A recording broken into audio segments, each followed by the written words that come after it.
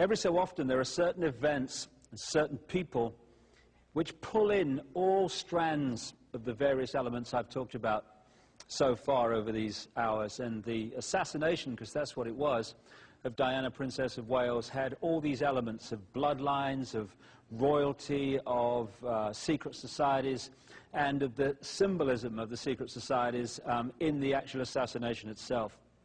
In The Biggest Secret, I've gone into this in tremendous detail in one chapter in particular, and there is a video documentary planned of this Diana assassination and the background to it. Maybe it will even have been done and be available by the time you see this. So I'm not going to go into the Diana thing in great detail here because it's done elsewhere, but I just want to go through a few things. From close confidence of Diana, it's very clear that she realized after a while that she had been pulled in for a specific purpose. She used to call herself the Windsor broodmare. The Spencer family is an ancient bloodline which is interbred with many of the aristocratic families of Britain, of Europe, and of America. Spencers are distant cousins, for instance, of the Rockefellers. And she realized that they'd drawn her into the Windsor web because they wanted her genes. They wanted to fuse the Windsor genes with the Spencer genes to produce another version of a genetic hybrid with a particular genetic structure. And from the very start, it's clear when you look at the story and the information that she was pulled in and identified for this from a very, very early age. She was actually brought up on the Sandringham estate and knew the Queen and Prince Charles and stuff from a very early age. The Windsors are, this is the Queen here, an ancient reptile human bloodline. And I was kind of surprised, although my research was going that way, to be told that by a confidant of Diana that her nickname for the Windsors was the lizards or the reptiles. And she used to say, in all seriousness, they're not human. And she knew far more about this background by the time she died than people in the public domain would ever realize. And she'd certainly realized what the Windsors were about and where they came from. Now, this is a guy who has been going around saying that Diana and his son Dodi were assassinated. I haven't got time to go into why someone might feel it acceptable for their son to die in a road crash, but if you read The Biggest Secret, you can see some of the background to this. If we start judging whether something is possible by what we would do, we're going to lose the plot, because not everyone thinks like everyone else. And when you look at the background to Diana's assassination, the person that had complete control of her security and her movements in the crucial period, days leading up to it, but particularly on that specific day, was Mohammed al-Fayed. And when you look at his background, as I've said in The Biggest Secret, you know when Mohammed al-Fayed is trying to kid you, trying to tell you something that's not true because his lips are moving. It's the way you can see it, because this guy has lied his way through his whole economic and business career. And he's done exactly that over Diana's assassination. There was a guy that I've mentioned a number of times in my books called Tony Blair. Tony Blair was brought through by this brotherhood to become Prime Minister of Britain. And I have a contact who, for a long time, performed satanic ceremonies in which ritual human sacrifice took place of children and of adults. And one of the key places, which I've talked about in my books, is a place known as the Castle of Darkness in Belgium. In the late 80s, she says that at a ritual sacrifice that she performed was the Queen of England, which she's done sacrifices for many times, the Queen Mother, Tony Blair, who was then just a lower-ranked politician, and Mohammed al-Fayed, father of Dodi. And yet in the public arena we get this royal family on one side and Dodi Fayed's father, Mohammed al-Fayed, on the other, when in fact they lock into the same controlling force. And he had control of her movements on the crucial day.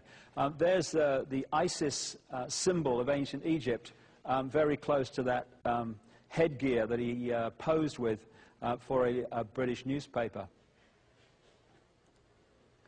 Now again, if you're going to kind of follow the symbolism and the background to Diana's assassination, you have to go back into the ancient world.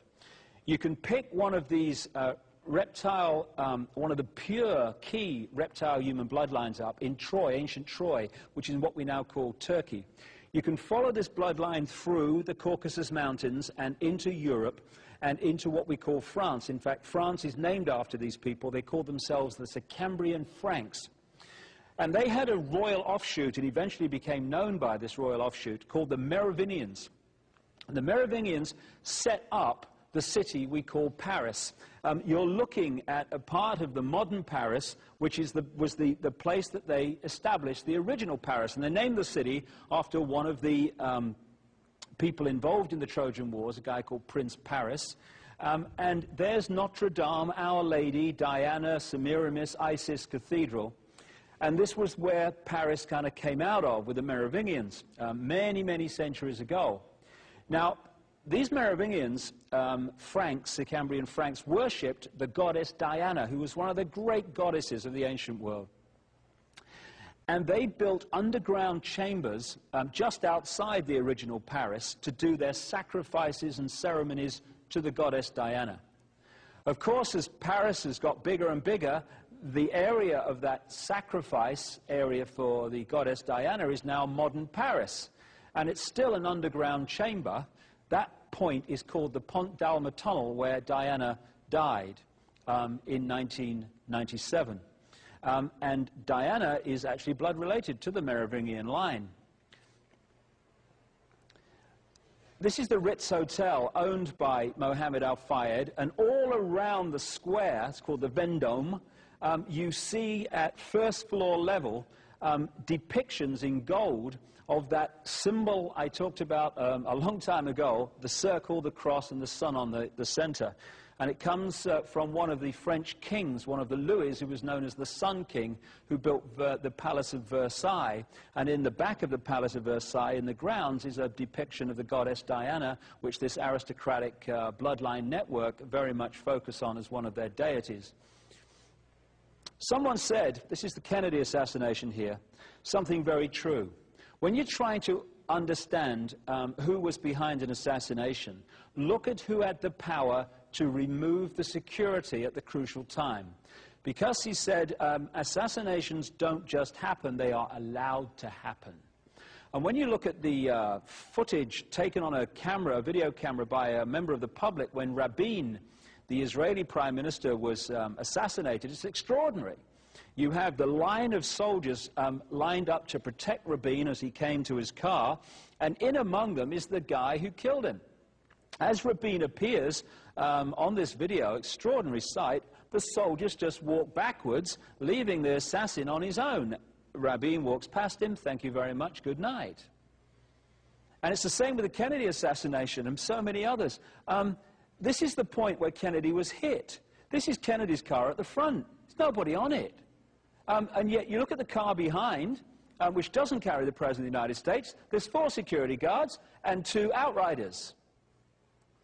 If they'd have been there, of course, Kennedy could not have been killed by a bullet from outside because he was so well protected. But the whole thing was removed, the security, to allow it to happen. And it was the same in Paris on that night. This is the back entrance to the Ritz Hotel where the car left because it was decided by Mohammed Al-Fayed on the phone to his son Dodi from England that although she'd had a certain level of security all day, a Mercedes and a backup car, a Range Rover, that was suddenly at the crucial time going to be removed, and another Mercedes was brought in with no backup car and no security.